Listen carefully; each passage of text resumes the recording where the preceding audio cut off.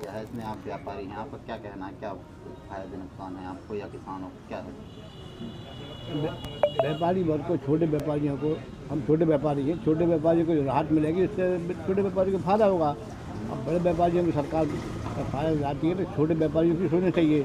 छोटे व्यापारी को कुछ लाभ मिल नहीं दिया सरकार की तरफ से, तो हम लोग कहते हैं छोटे व्यापारियों को भी, फुटकर व्यापारी जो होते हैं उनको भी लाभ के दायरे में लाया जाए, जो उनको भी जो धंधा करते हैं उनको कोई फायदा हो। उम्मीद क्या थी व्यापारियों को, किसानों को उम्मीद क्या थी, कैसा होना चाहिए?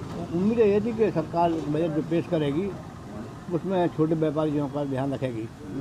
अगर छोटे व्यापारी को ध्यान रखा हुआ बजट में तो वो ठीक है, यदि नहीं रखा है तो वो कोई मतलब नहीं है बजट का। आप बता रहे थे वो मछली पालन के लिए सरकार ने प्रोत्साहित किया है कि आप लोगों को रोजगार भी मिलेगा मछली पालन। रोजगार तो मिलेगा, पानी पर्याप्त तो ठीक है, डैम नहीं है बगल में खेत पे, तो जब पानी तेज होगा जब ही होगा। अभी डैम एक थोड़ी बहुत खुलता है, ज़्यादा नहर उतनी मिलती है, पानी है नहीं है अधिकतर, तो मछली पालन तो अभी असंभव है। जब धान में ही पानी नहीं मिल पा रहा तो मछली पालन में तो और लगेगा।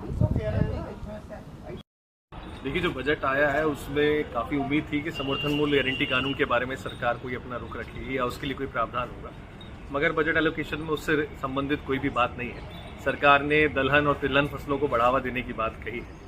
अब अगर किसान, मैं मध्य प्रदेश की बात करूं तो अगर किसान दलहन और तिलहन फसलों को लगाने के लिए अग्रणी होता है तो क्या गारंटी है कि उसका उससे दाम मिलेगा, क्योंकि कोई गारंटी का कानून तो है नहीं। अभी मूंग में हमने देखा सरकार ने पिछले वर्ष किसानों को प्रोत्साहित किया कि मूंग लगाई, और आज मूंग का हाल ये है कि अब खरीदी बंद हो गई, क्योंकि एफसीआई का एक कोटा था, उन्होंने बोला कोटा बंद हो गया है, और सरकार ने जो 12 कुंटल बढ़ाने का कोटा बढ़ाया था उसके हिसाब से कई किसान अभी तुलाई के लिए रह गए।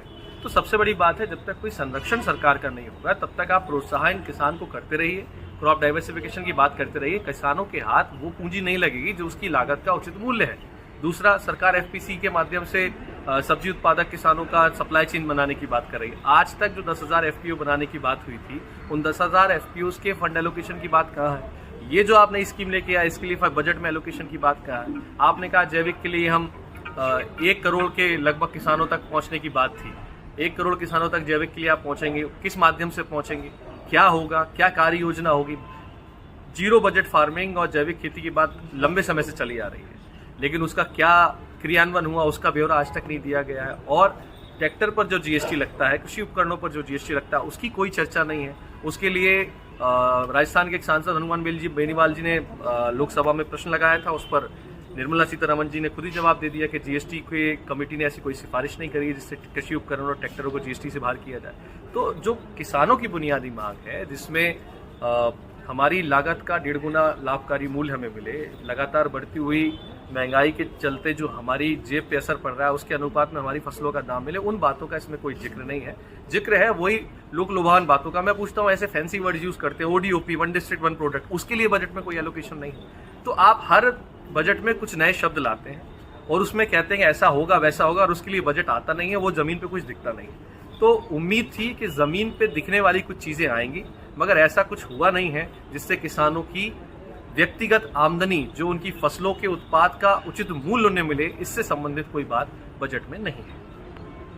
बताओ, जो सरकार का बजट आया है, सरकार का बजट आया अच्छा आया है, मगर किसान कुछ परेशान है। 50% किसानों को सम्मान निधि भी नहीं आ रही और मेरी स्वयं की भी नहीं आ रही है, और मुझे आज तक दो बार बीमा मिल गया और किसानों में मेरे लिए बीमा भी नहीं मिला है। कई किसानों को भेदभाव करते हैं कर्मचारी लोग, इसलिए उनके विपक्ष में हर पंचायत के अंदर पंचायत राज करना है तो 3 सदस्य बनाएं और वहाँ पूर्ण रूप से उनका वो डिजिटल वो करवाएं। कुछ कह रहे थे आपकी बड़े किसानों का भी बड़े किसानों का बिजली बिल न छोटे किसान का बिजली बिल बराबर राशि में काटा जाता है, इसलिए उसकी ज़मीन के हिसाब से बिल की राशि काटी जाए तो किसान अधिक लाभ होगा। छोटे ने सरकार के लिए आत्मनिर्भर भी बनाया। आप आत्मनिर्भर जब ही बन सकते हैं